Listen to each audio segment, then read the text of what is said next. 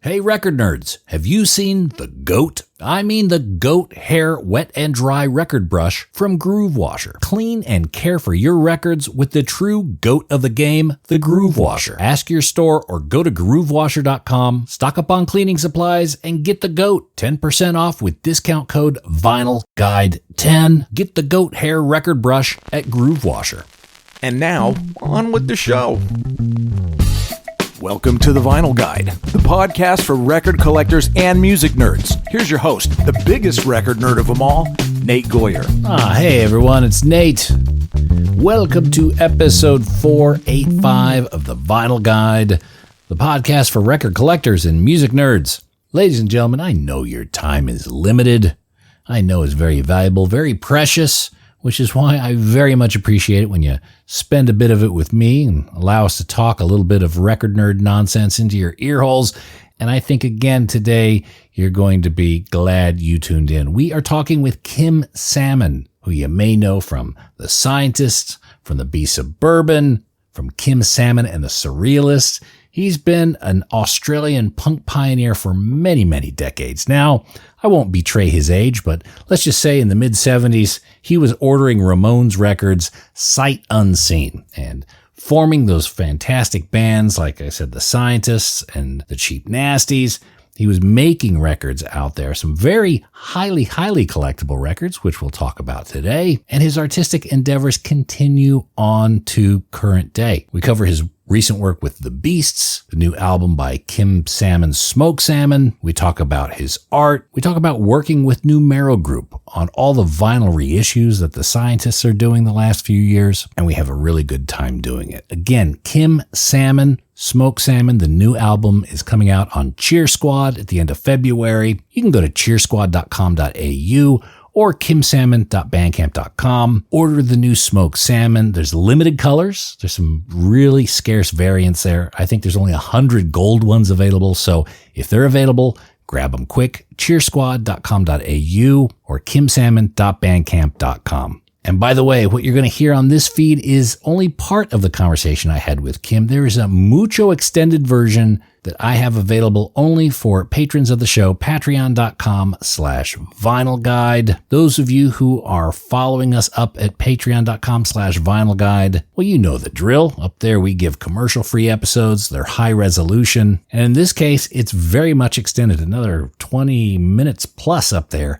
Conversation with Kim. And of course, all of that goes to help support the show and what we do here. So if you feel like supporting the show and doing a favor for your buddy Nate, head up there to patreon.com/vinylguide, sign up, support the show, and enjoy all those extras.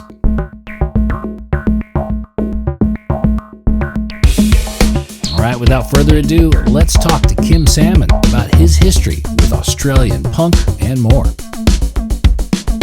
Kim, thanks for making the time, mate. You've got a new album coming out end of February, Smoke Salmon. You've got Beasts going on. There's so much happening in the Kim Salmon world. What else? Am I missing something there? Anything else you have going on? Oh, yeah, I need to form about 5 more bands, I think. It's just not enough. And especially as I'm getting on. You've got a fascinating history. And on this podcast, we explore a lot of rare records, rare recordings, vinyl, that sort of thing. Before we go kind of deep into your catalog, are you a bit of a vinyl collector? Do you buy records? Is that still something you do pretty regularly? Yeah, I do buy records. I wouldn't go as far as to say I'm a collector, but maybe I am. I've got lots of records. Funny thing, when everybody was a couple of times, so like when punk rock happened, I had, there was the punk purges, and I got rid of a lot of prog stuff back then. And I got rid of a lot of other vinyl over the years and lost a lot of it. But I found there was some time before there was the vinyl resurgence, I'd find myself in an opportunity shop or somewhere like that and seeing some of the records that I had deemed not quite punk enough. Mm-hmm. And this is absurd. Here Come the Warm Jets. Could you believe I didn't think that was punk enough?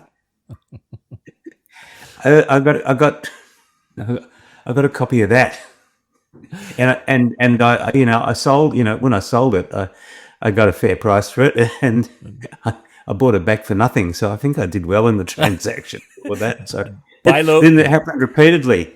buy low, sell high, and then buy low again. Yeah, so it was meant to be. But what have I got? There's a few Hawkwind records. Because I kind of got a thing about them that was when I entered the realms of rock music, the idea of space was the place. So kind of Bowie, I first saw him on the Grammy Awards singing Space Oddity, and that would have been probably pre-1970 or maybe 1970. And I didn't know, I really didn't care much about music then, but I thought, this guy's good. He's singing about being an astronaut and on the launch pad ready to go out into space. I think that's pretty cool. And they said his name was David Bowie, and there I am, there's a 13-year-old listening thinking, that guy in space, and they're saying Space Oddity, and I'm thinking Space Odyssey. And David Bowman, wasn't that the name of the captain? The one that got, had the stoush with HAL 9000 out in the far reaches. And that's, in my mind, that's what I thought was going on. I thought it was that guy decided to have a music career. I didn't know shit. But, so anyway, years later, Ziggy Stardust shows up, and of course, I'm on board for it, so to speak. So space rock was a thing for me. So Hawkwind, they were that's what they were about. So naturally, as a 14 and 15-year-old, I had to get a copy of In Search of Space. So I've got a couple of Hawkwind records just because of that loyalty from those days. Now, when you did the punk purge, did Hawkwind make that purge, or were those some of the records you let go as well? I probably got rid of them. Yeah, I probably got rid of them because they're pretty hippie. Yeah. But then I found out, that Johnny Rotten liked them. So, and then I decided, look, I'm just going to figure it out for myself.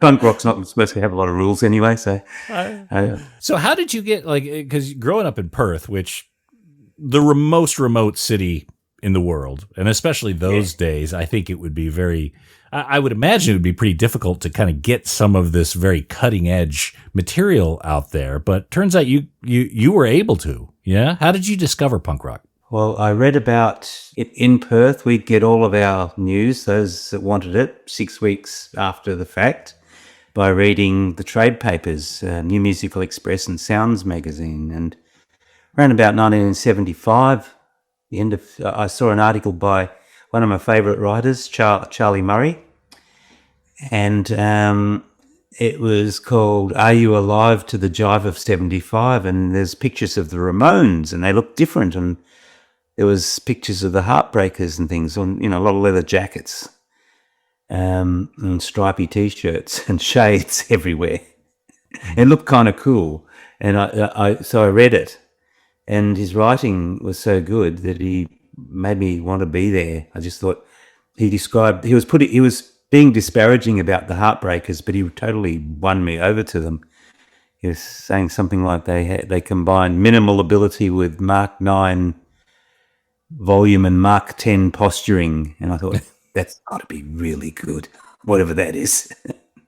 That sounds like rock and roll. That's what I wanted to get into it for, that kind of thing. So then he described Blondie, and he described the Heartbreakers, and referenced the New York Dolls and the Stooges a lot, and talked about the Ramones, and they were the way he wrote about them was every song that they had was like they sounded like bubble gum but mixed with Black Sabbath, and it was sort of every song would be a hit in a perfect universe, and there were no lead solos, and every song started with Dee Dee yelling out 1, 2, 3, 4, and they all wore leather jackets, and they all had ripped jeans, and they all wore sneakers, and it just seemed so perfect, and just the whole thing. And their name was Ramones. Mm-hmm.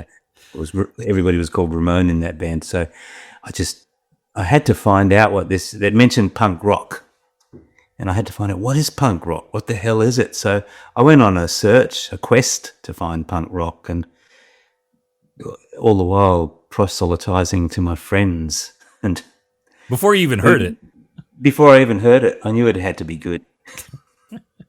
And I think the first thing that I came across that I thought this might be punk was Jonathan Richman and the Modern Lovers. Mm-hmm. And I loved it. It was obviously, I didn't care if it was punk or not. This is what I wanted to hear. I was going to adopt that. And there was lots of men. So you just rock into a record store and just say, "Hey, I'm looking for punk rock. Do you have Ramones?" Yeah, and the guy behind the counter said, "We have this Jonathan Richman." Is that kind of how it happened, or how did you get your hands on something stuff? like that? Something like that. I read about Jonathan Richman somewhere, and I liked what I read, and I saw it in a record shop. And back then, the way that record looked was really quite different. Its aesthetic was had this sort of modern art look to it. It didn't have that elaborate 70s airbrushed kind of persona that I was used to, or it wasn't harking back to 40s Hollywood, like Roxy Music or something. Yeah, it's very minimalist. Yeah, but it was minimalist in two colors, but it looked kind of cool, And I loved the contents, absolutely loved them, and so that was one. I read about the Dolls, the New York Dolls, and got their album, and thought that was wonderful. Trash was my favorite, and I bought a copy of Raw Power, which I had heard that I hadn't paid attention to the first time round. So I bought a copy of that, and that sounded like that Search and Destroy got me in. So it was a bit of a thing, and the Ramones hadn't got a record yet, so they hadn't got a deal, and sometime in but I didn't really know that, but I went to 78 Records, which was probably the best place to get imports from. There were other ones though, and I can't remember, probably Steve Tallis, one of them anyway. Mm-hmm. I ordered it, and they told me they'd call me when it came in, and months later I got a call, and in those days it was, phone calls, you sort of answered them all. Yeah. The number didn't come up, so you'd have to pick up. So I answered, and it was 78 telling me they had that Ramones album in, and I brought it home, and that was one of the happiest days of my life when I put on Beat on the Brat. I couldn't believe it. And I got all my friends around, and we all got stoned and dined out on this record, basically. So you'd never heard the Ramones. You'd been wanting to hear the Ramones for weeks, maybe months, and then finally months. Finally, you get it's the debut album. You get it home. It met and I exceeded expectations. Yeah. Yes, absolutely, absolutely. Wow. So that was, finally punk rock had arrived, So in all that time up until then, I drafted my friends into a punk band, which I called the Cheap Nasties. So that was... Were you already playing before you heard punk rock? Were you already into music? I was, I'd been playing guitar since I was about 14. I got some guitar lessons, and I learned by, I don't know, just playing records over and over again and trying to get it. Not being able to see, I wasn't like as a 15-year-old, I looked probably about 13. So, getting into a club or a pub was kind of out of the question for me. So I didn't get to see people, that I wanted to see, how they would play guitar, how it was done. So my style kind of evolved in its early days in a rather strange way, which actually helped get, you can hear it in Swampland. I didn't bend the way the standard blues rock way you're supposed to bend notes. I pulled them instead of pushing them, and all kinds of things. So my playing did have a bit of a kind of a scratchy, wired kind of a sound when I branched out into the lead solos. So it suited. So once you discovered punk rock, what were some of the bands that came to play in Perth? Who made that journey? Nobody. No one. Yeah. bands like the Saints and Radio Birdman were. I didn't have a clue about them. I'd read about them. That's all I could do was read about them. Chronologically, I knew the Saints were going before us. Radio Birdman well before us. It seemed like, but they whether they were even part of that thing, it was a mystery to me. So people like to say that we looked over to the east, but we didn't. For us, the UK was closer. We really, it was pretty much fuck the eastern states. Yeah, because it's so far away. It was really like and into international bands. It was really you had to see basically really big acts would come to Perth. So I got to see Creedence Clearwater Revival when I was 15, and when they'd just gone 3-piece, and that was really great rock and concert. I've got to say that was really fairly formative. If I'd have spent $1 more, I could have got tickets to see Led Zeppelin and been bored out of my brain for their 3-hour drum solo and things. But I chose Creedence. I wasn't sure, but I chose Creedence for the $3 concert ticket instead of the $4 whatever it was for Led Zeppelin. Did Led Zeppelin made it to Perth? I didn't realize that. Yeah, they did, and I heard about how great it was. And Deep Purple and Free did, I think. Elton John made it. The Stones, they made it. Steel Ice Band made it.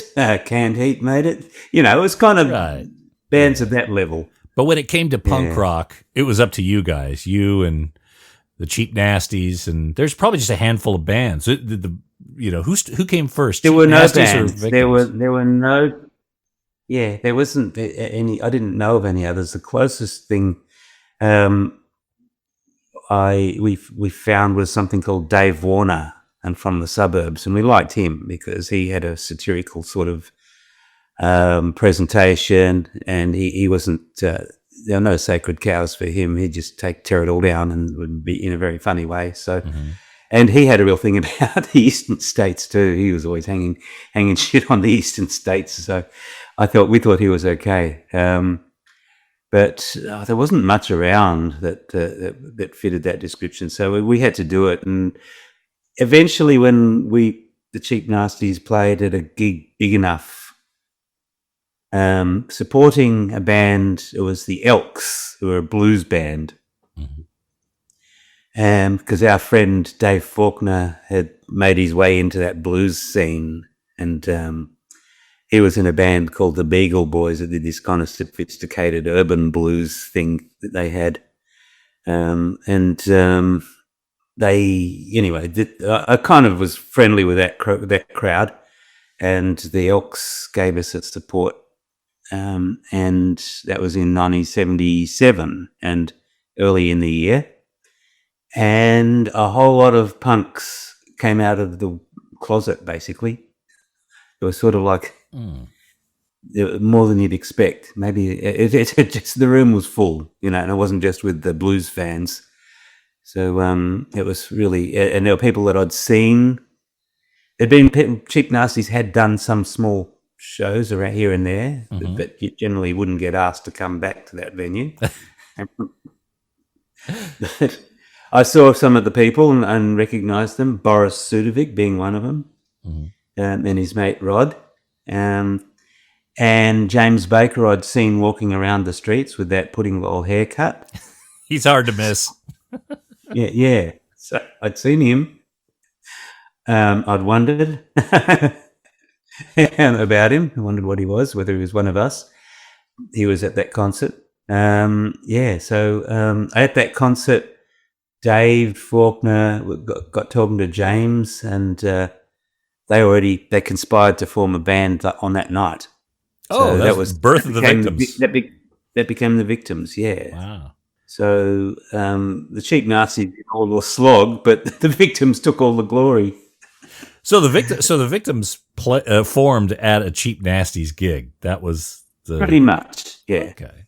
That I'm not conflating. Compressing, but it's essentially what happened. They planned it. It happened then. Now, from what I understand, and I've heard some Cheap Nasty stuff from the Numero releases. Nothing was released during the day. During the period. Those were recordings that were, I guess, made demos, live recordings that were just held on to. They were just, it was just a cassette, one measly cassette, which was done through a mixing desk. And it was a live performance basically. And we did that. And, I think we probably broke up maybe a couple of weeks later anyway. So maybe lost interest or something.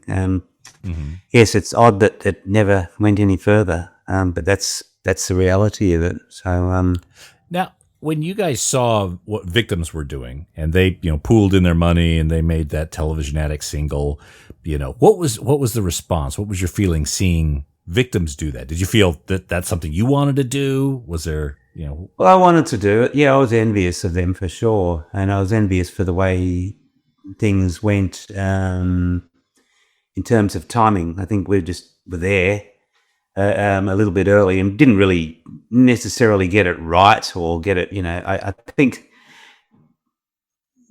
they were more of a well-formed entity. I think it's good that tape survived though, and you can hear it, because I think in terms of the sound the band made, it's very closely aligned to the early Scientists. You can sort of hear the kind of pop sort of sensibility that went along with the punk kind of, buzzsaw things. So I kind of thought that, it was, I don't know, mate. I think perhaps our musicality was a little bit too fine-tuned, if you can say that, about a punk band.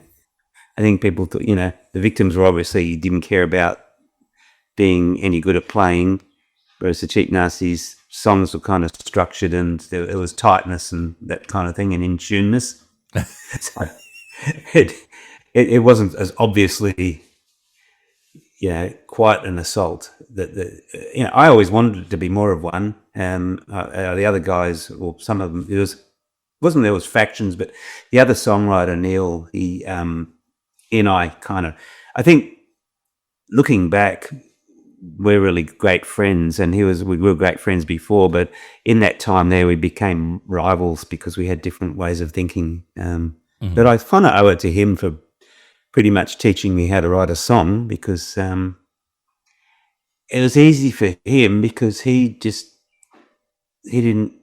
gone through all that prog stuff and had all these illusions as to how you might write a song. So they were convoluted and took me forever to, and there were pieces that kind of interlocked. And when it came to punk rock, that was sort of not the way to go about it. And Neil just sort of said, he just did some 3-chord thing and with a simple melody. And of course it worked. So I would sort of throw things at that to, that's how we'd write. Basically, I'd say, that's shit, you need this. And he'd do that to me, and then we'd have a song together.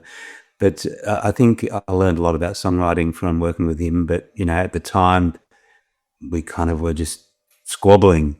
So we were glad to split up eventually. And what happened was the Cheap Nasties kind of morphed into the Mannequins.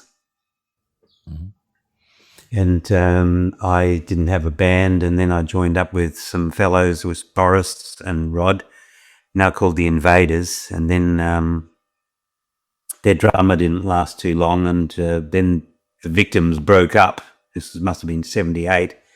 And I got on the phone to James, and I wasn't allowed to play guitar in the Invaders just because I'd show up Roddy, as he just learned. And then so I was just a singer, but James wouldn't join unless I played the guitar. So that's sort of, and then when we got together and jammed, James and I started writing instantly. It just happened. It was like we must have had 4 songs after our first jam, just new out of nowhere. And we continued that way. We'd get together and we'd write some songs. That's what we did. How long was it as you guys were writing songs? Frantic Romantic, was that one of the very, very early ones, or did that take a while to arrive to? No, they were instant. They just happened. I mean, James would say I've got a song and sing it, and he can't sing to save himself, so I'd have no clue as to harmonically or melodically what was going on with it, but I knew what he liked. Mm-hmm. And it's I could sort of tell where I'd guess as to what he might like. So I'd kind of compose something and arrange it on the guitar a little bit. So I'd make a melody up, and I'd know by the rhythm of his phrasing that part of it. So I'd write that sort of musical part of it really, and translate it. And as soon as it sounded any good, he'd say, "Yeah, that's how it goes." But I think we were, I think we understood each other really well. I think we had a really good communication there, even though it was completely mysterious to each of us. We somehow it worked. We filled in each other's gaps, and we wrote. I think we went on and had about 20 songs within a week, and thought, "Nah, that one's rubbish. Get rid of that. Get rid of that. Get rid." And we ended up with 8 songs, and they thought that was really, that's it. If you're going to be any good, you've got to be able to throw them out and be merciless. And then the Triffids came along, and of course they're writing tons of songs, and I think, well, they should be a bit more like us. It's all very well to write hundreds of songs, but how many are you throwing out, guys? Yeah. But and the thing is, we were giving them away. Let that song. Dropout was a Scientist song, and the Beasts ended up doing it. So we had more songs than we needed, James and I. So actually, so how long was it from the time you guys formed? The way James tells it is the Victims broke up. You were on the phone with him literally the next day. He didn't have 24 hours to even figure out what his next move was. You talked him into being in the Scientist. How long was it from there until you started forming the plan for the Frantic Romantic single? Hey there, audiophiles. If you're seeking stylish furniture to showcase your stereo and record collection, well, look no further than SidetrackedWorkshop.com. Sidetracked Workshop designs extraordinarily elegant record cabinets and consoles that add sophistication and panache to your music hobby. Handcrafted in the good old USA in the vinyl-loving city of Portland, Oregon, Sidetracked Workshop's designs are a music lover's dream. Made with real walnut veneered wood and brass accents, these gorgeous designs add class and taste to the record room and ship fully assembled and ready to enjoy. Just check out the designs for yourself at SidetrackedWorkshop.com. Look, you spend thousands of dollars on records. Don't keep them in a crate, and don't risk your records on those feeble wooden pegs from IKEA. Your music deserves the dignity of Sidetracked Workshop. That's SidetrackedWorkshop.com. Elegant solutions for the vinyl lifestyle. Oh, and hey, record nerds, don't forget to clean your records with the very best and safest record cleaner, the Groove Washer. Make your records look and sound their very best and store them with confidence using the new Groove Washer Groove Guard record sleeves. You gotta try this out. It makes a huge difference to the quality of your vinyl experience. Ask for the Groove Washer by name at your local record store and accept no substitutes. Or head over to groovewasher.com and use discount code VINYLGUIDE10. All hail the Groove Washer. That's groovewasher.com, discount code VINYLGUIDE10. So how long was it from the time you guys formed? The way James tells it is the Victims broke up. You were on the phone with him literally the next day. He didn't have 24 hours to even figure out what his next move was. You talked him into being in the Scientist. How long was it from there until you started forming the plan for the Frantic Romantic single? It wasn't long at all. It wasn't long. It was in that year we wrote that song, 78.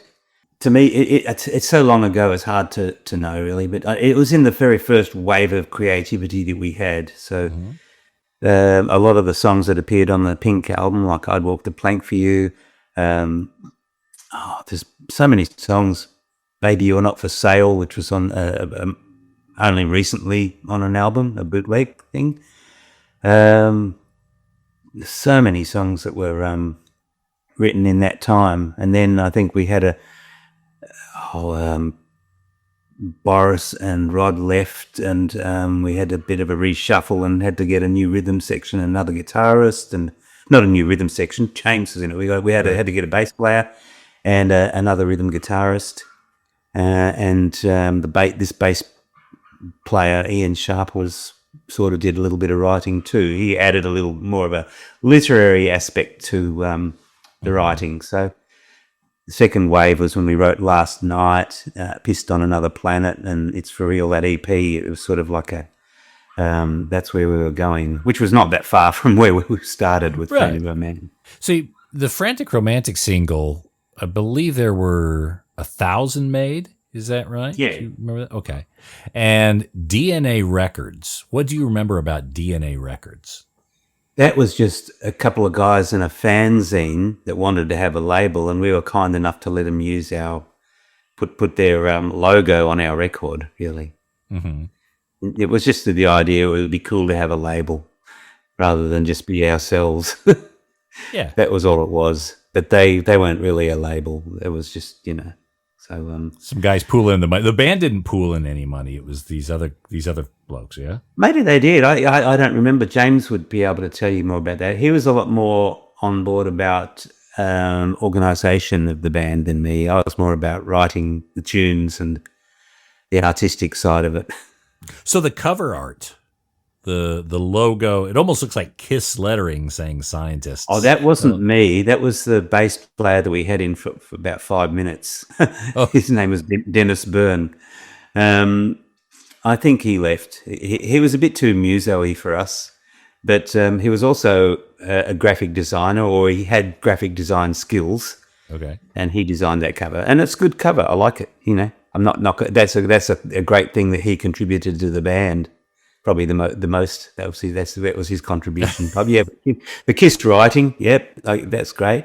It's a very striking cover. It's very beautiful. So, from what I also understand, some of these records were ordered overseas. Bomp Records in Los Angeles. That was one thing. James had that connection, and I knew who Greg Shaw was. He was this guy that allegedly would, stand in front of him. He had a full-length mirror with a full-length poster of Brian Jones next to it. So he'd look in the picture of Brian Jones and then get his hair right. And if it looked like if they messed up, he'd go out into the day. So that's the legend. Would you believe Steve Bater's told me that story? So there you go. There's a bit of name dropping going on here. Because when he saw me, when he met me, Steve, in London, he thought I looked like Greg Shaw. That's what it was. Oh, okay. I must have, won the Battle of the Locks and had a bit of a pinball effect going on by that stage, because hair's always been my hair's way curly. I could have gone with the Ian Hunter look quite easily if I should have just done that. Well, from what I understand, and feel free to correct me if I'm wrong, Greg at Bomp wasn't very good at paying the bills, because apparently the band never got paid for those 500 records they sent over. No, never.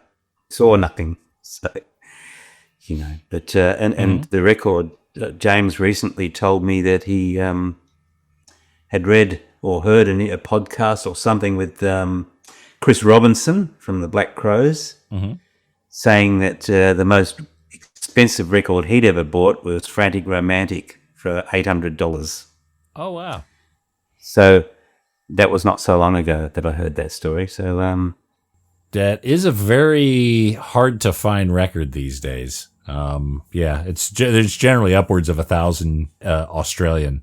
So yeah, 800 US. Yeah, that's about right. Yeah, that was it made my day. Anyway, so even though I mean, you have to be a sort of an optimistic person to, I could think, where was any of that money for me? But I didn't even think about that.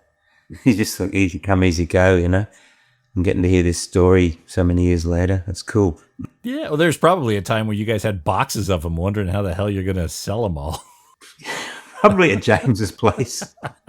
I had, aside from being, more in charge of the artistic side of things. Well, that's a bit wrong to say that, but I was involved very much in the songwriting. But I had a girlfriend at the time who was a real handful, so that's probably sucked up all my energy. She was like the baddest girl in town, so and so it was kind of that's a lot of what I remember in those days. Just, Chaos in your life. stuff that I wouldn't repeat, stuff that I can't repeat. That's fine. So the next single, Last Night, that started really getting a lot of traction. The Scientist EP, and you guys had an appearance on Countdown. How did that Countdown appearance come to be? Did Frantic Romantic, did it kind of make it to the East Coast? Did it kind of start to get that Australian name recognition? I think it's timing, because when the Scientists, we'd made 2 trips over. One just before Christmas of 1979, and one sort of like February of 1980. We did 2 trips. And what we could see was really apparent was the further east we went, the more popular we were.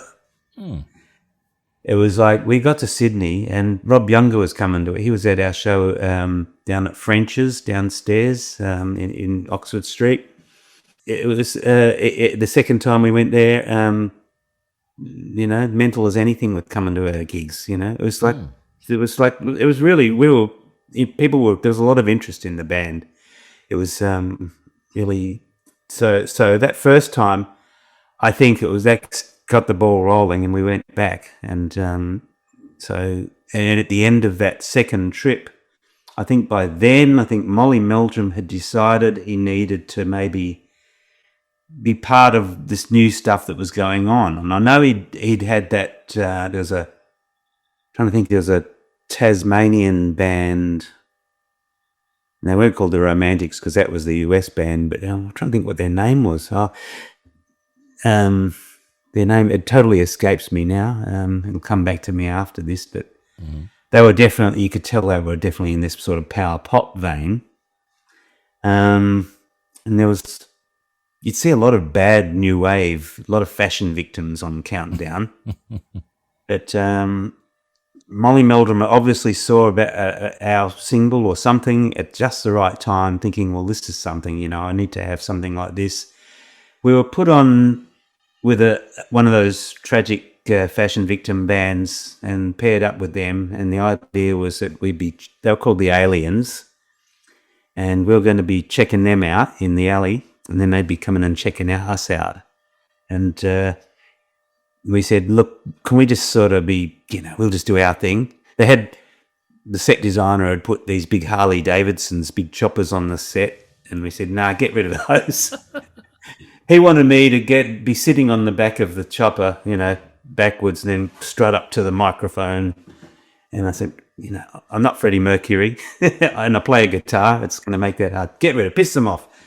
And he was like, oh man, I went to quite some trouble to get these. And we just thought, I felt bad, but thought tough. Yeah. We had about 6 hours to rehearse this damn thing, and the aliens were watching us, and they were like, I realised then that the penny dropped for me. I thought that they were just doing their own thing, but they were, oh, right, did you guys write that yourselves? Oh, how did you do that? And did you record it yourselves? They didn't have a clue. They were just these musos that could play that were going to hitch onto whatever was going, latch onto whatever, and that was what all these Australian bands were like. And every time I've ever gone back and seen that episode of Countdown, Blondie are on there and we're on there, and you know what? I think we look cool. The Scientists actually look cool, and Blondie looked cool, undoubtedly, and all the other bands, they look like, they'd sort of, God knows what they'd done. I'd say they'd raided their mother's baiting drawer, but that'd be too good. That'd be too good. That'd be kind of cool. That is a good countdown, and you guys were very aware of coming off musically correct. For a minute, I was like, oh, they're actually playing, and then I noticed James didn't have a bass drum, and he was just stomping on the floor. Yes, the Smoked Salmon drummer in our How Did They Ever Manage film clip deliberately didn't have his drum kit, didn't have his bass drum as a sort of an Easter egg to refer to that. As you said. So you guys were starting to get popular on the East. Now, in Perth, you mentioned earlier, there's a frustration with the eastern states. And, at some point I guess you had to come to terms with it. I mean, you eventually moved to an eastern state, right? But before you had gone east, were you aware of the popularity that the band was starting to get? I was really surprised at that time. And then we went back to Perth and we were just as unpopular as we ever were. and until eventually one day, it must have been 1981 or sometime in 1980, I think. It must have still been 1980. James and Ian came around and said they couldn't do it anymore and was breaking the band up. So I let it go, really. We were still recording the Pink album. So you knew recording the Pink album that the band was disintegrating.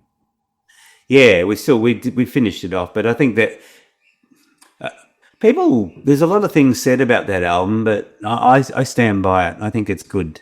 I listened to it, and it's a document of the time, and it's just in the same way that people complained about the production on the New York Dolls album or Raw Power, or back in the USA. It's just they're still.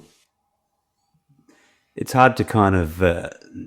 There wasn't really a roadmap for production of that sound. People weren't quite getting it. It was hard to get, really. So didn't always necessarily come out right. But I think that I hear it, and I hear that sound was really, the guitar sound was really good. The drums are kind of rough, and the bass is kind of honky, but I kind of like it. It's what it is, and so it might have been different if we were still playing and still fired up, but I was still fired up about getting, about the music nonetheless. It was just there was an air of, well, we got to finish it off, but yeah, that's it. We'll move on. Was everyone's heart still in it? I mean, it sounds like yours was, but were others in the band just kind of going through the motions? What I'm trying to say is that mine was in it to some extent, but I was really looking at what was going to happen next. Right. And I think that was what was happening with the other two. I was thinking, well, especially James, he was looking at going to Sydney.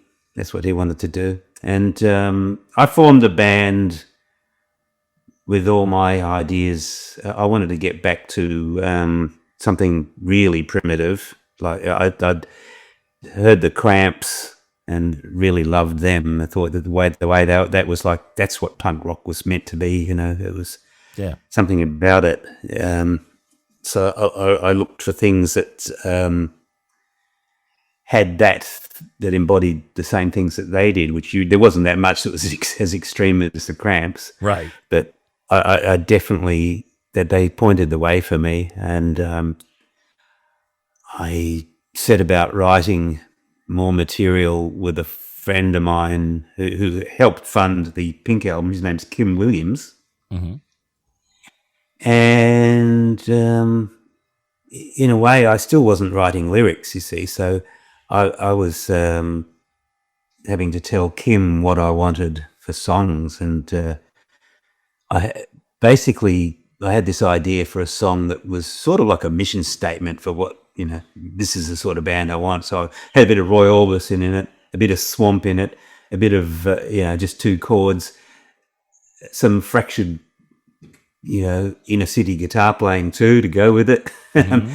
And I said, this is what I want. And I said, I got a chorus. It's in my heart is a place called Swampland. Can you write a song around that? And I did a sort of a chug-a-lug groove. Here's where this, here's how it goes for the verses, just the music. So he wrote this thing, and it's, they're brilliant lyrics. They're really like, that just 9 parts water, 1 part sand, just every line in it's a real winner. So I thought, wow. So it was easy to do that song. But I had a bunch of stuff, a bunch of covers. He was a guy in a record shop, so he could.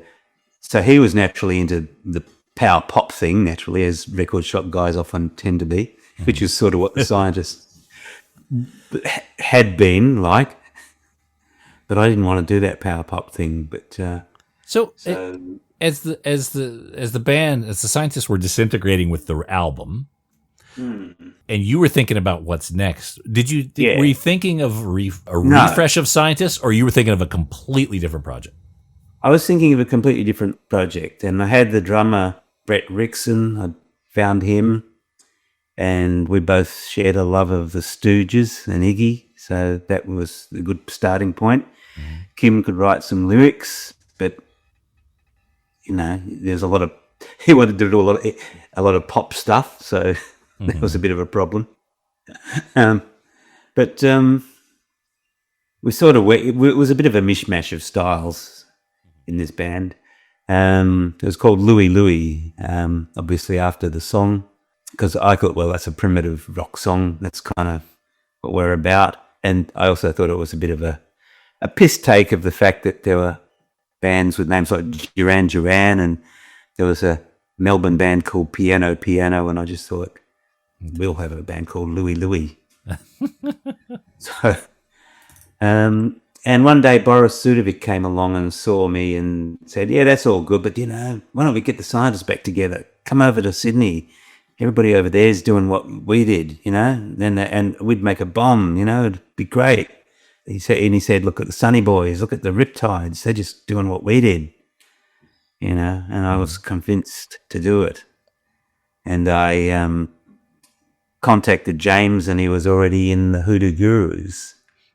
So I thought, well, Brett, you're coming over with me. And Kim didn't want to come to the East anyway. Yeah. So we had this Boris, the three of us. Yeah, we made plans to get over there. And somehow in the interim, Tony Thulis ambushed me. And I ended up letting him join the band as well. He thought he was joining the pop band, though. So bait and switch. Yeah. The logo for Scientists, because knowing you're an artist, have been so for many, many years. Did you design that logo, that one that we still see today, that kind of scrawl of Scientists? The scrawl, what looks like it's written in blood, maybe. Yeah. And we have, or paint, just chucked on a wall. That took me an evening to do with it was about this big. Oh, with a little paintbrush. 2 or 3 inches, just kind of small. Yeah. Just trying to get it right. I thought I wanted a logo for the single for Swampland. Actually, when it finally came out, I was just kept on trying to get the right vibe. It was before goth had been invented or evolved. So, and the Cramps obviously had a kind of a gothic thing going on there. So, I think a couple of things that look vaguely like Crucifix, the T's, that would be kind of cool. And I thought the S's looked sort of like ghosts swirling around, and I just it was meant to be a bit kind of have a gothic feel to it. But yeah. But as I say, it was pre-goth, so I can't be accused of that. But yeah, that was kind of the coming into the zeitgeist, that sort of the creepiness. I think the Cramps brought it in. And it gradually seeped its way into rock and roll. Yeah.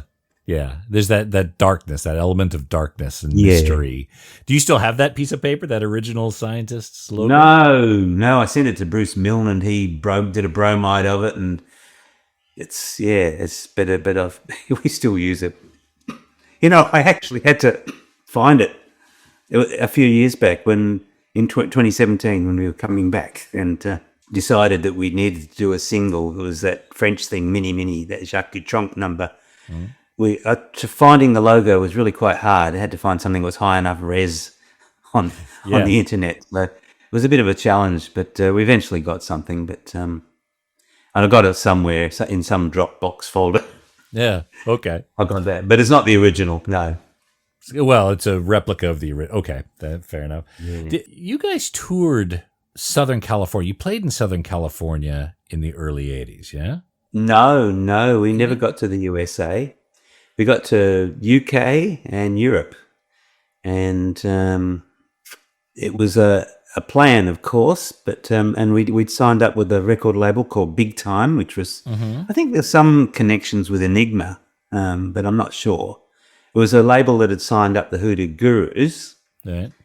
And they were a US company, and I think had we continued, we would have gone and toured. Then we had some ownership copyright. We had some copyright issues with our material, unfortunately, and so we found ourselves re-recording all of our stuff. So that and that's on an album called Weird Love. But that had a decent budget, and we got a producer, and I listened to that record and think that's a really good record. It was everything was formulated really well. The band had an image, it had a sound, and it was sort of somewhere between the Gun Club and the Cramps, but not quite the same. It had its own thing, and it was formulated by the time all these songs had been brewing away in our repertoire. Right. We got rid of the things that we dispensed with the things that were a distraction, that red herrings for some of the critics, that might think we were trying to be something that we weren't trying to be. So got it. Okay, so let me try to piece this together. These are my words, not yours. Weird Love is a re-recording of a lot of Scientist stuff that may have been on Augogo, and there was some challenges with that label, and you guys just wanted to cut it and move forward, but also still celebrate your back catalog. So that's Love. Okay. Well, that's what the label wanted. They wanted that material, right? And we couldn't give it to them, so we re-recorded it, and that's what we did. Got it. Okay. All right. Now, when working with Numero, and there seems to be a very great relationship with Numero, they have access to all the original tapes, the original recordings, as well as the re-recordings.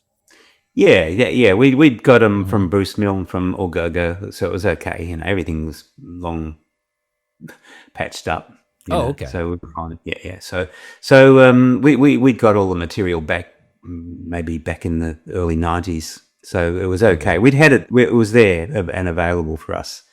So and the tape that was still not crumbling away, used the stuff that was there. There were cases of things being remastered from vinyl but eventually we got all the stuff, and they put all the budget, I guess, into that remastering process. But I'm curious as to the tapes that existed and the tapes that were lost. Like the album for the Scientist album, did you have the original master for those? For the pink one, yeah. I don't know. I left that behind. I really don't know. Somebody must have. Maybe Kim Williams has, or one of those guys. I'm just trying to think what did happen with that, or maybe we got. It's too many tapes, too many songs, too many years for me to. Yeah. Oh, I get that. No, Numero does a great job of remastering. Whether you give them an actual master tape or a record to do a needle drop, or a Sanskrit, they have the ears and the capacity to make it sound really good. Yeah. They definitely did have and had. Yeah. Are there any recordings that are important but haven't been reissued by Numero up to this point?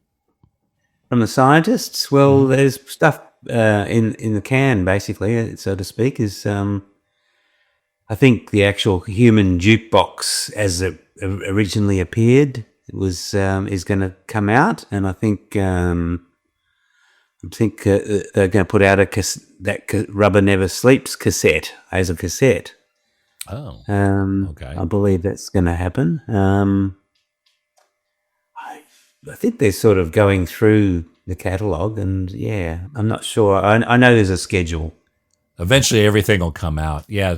Rubber Never Sleeps. A lot of recordings at various places, including the Tote and the like. So that's a real long history. It starts from the very genesis of the band, about when you're doing like Frantic Romantic, a year before we recorded it properly. So right the way through till there was stuff at Adelaide Uni from 1983. So there's a hell of a lot of stuff on that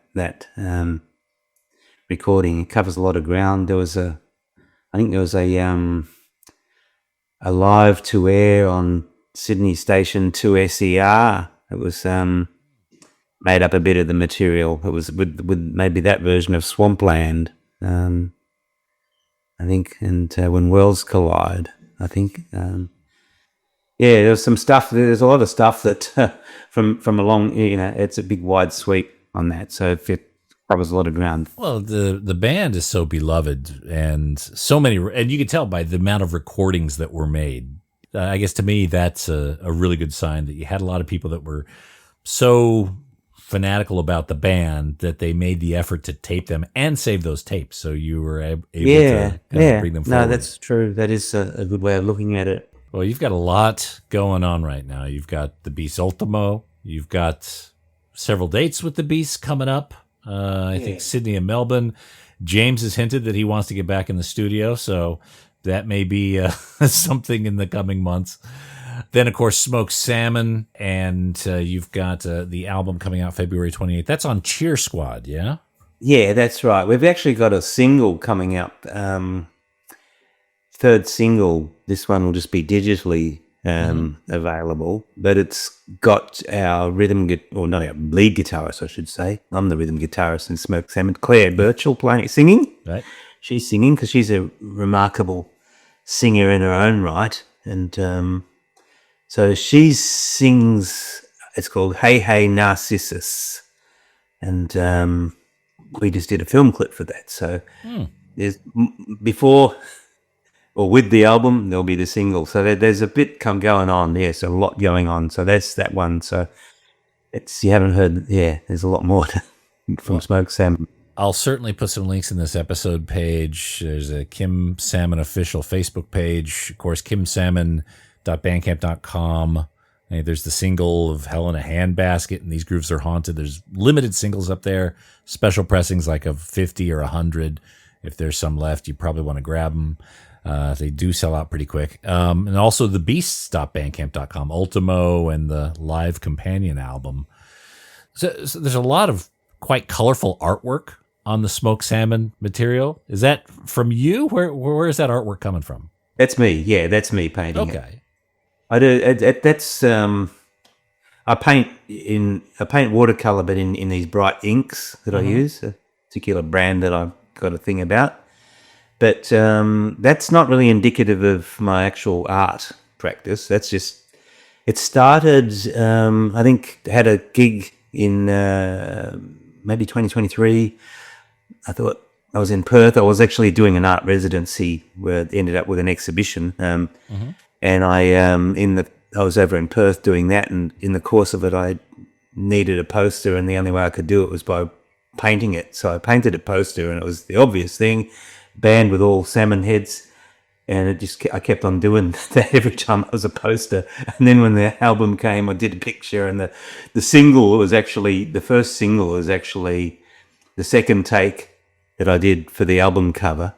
Right. But I ended up going back to thinking I liked the album cover better, so I'm taking that. But all these little salmon people are actually it's just the brand, the Smoked Salmon brand, but it's not really what I paint like.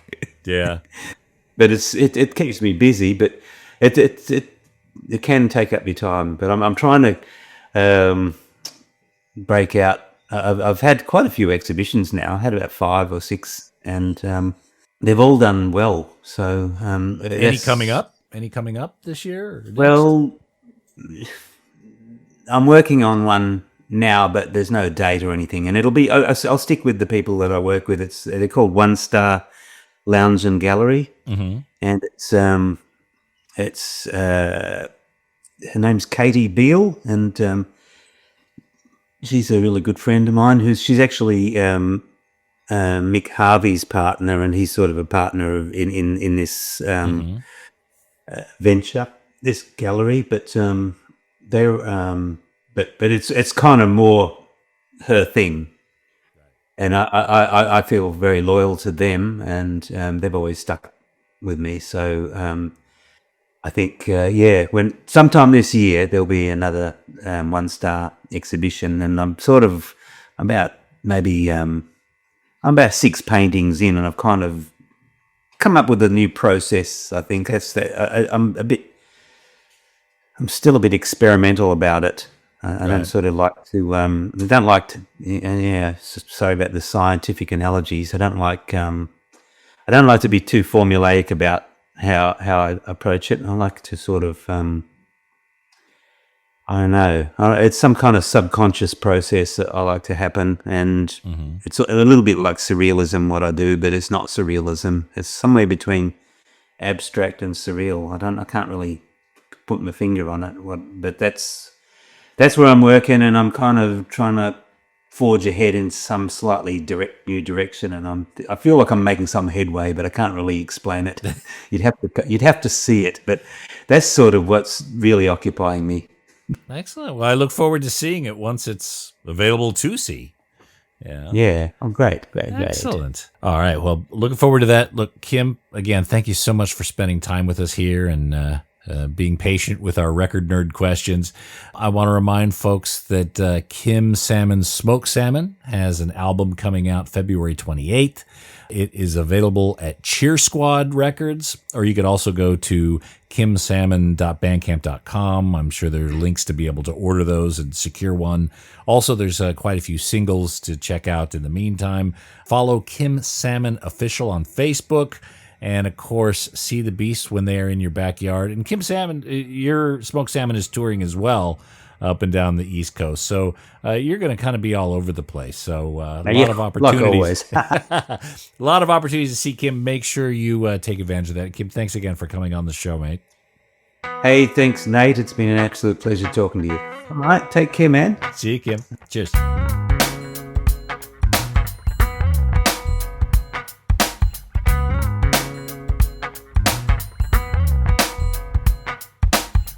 Oh, man, what an absolutely lovely dude. Very, very glad to share a country with that bloke. And he is touring like crazy. So make sure you follow him on all the social medias. And, of course, don't forget they've got the Smoked Salmon album coming out on Cheer Squad, cheersquad.com.au or kimsalmon.bandcamp.com. Get the vinyl at either of those. And that's it for this episode of The Vinyl Guide. Thank you so much for tuning in. Again, appreciate all you folks who are sharing these episodes across social media, putting them on Facebook or Reddit forums or threads or whatever the hell they're called. Everyone who's spreading the word of The Vinyl Guide podcast, that is so very much appreciated. And also you guys who are leaving positive reviews on Apple Podcasts or Spotify, that is certainly appreciated as well. And we'll be back shortly with a brand new episode. So until we talk next time, get out there and buy some records, people. Cheers.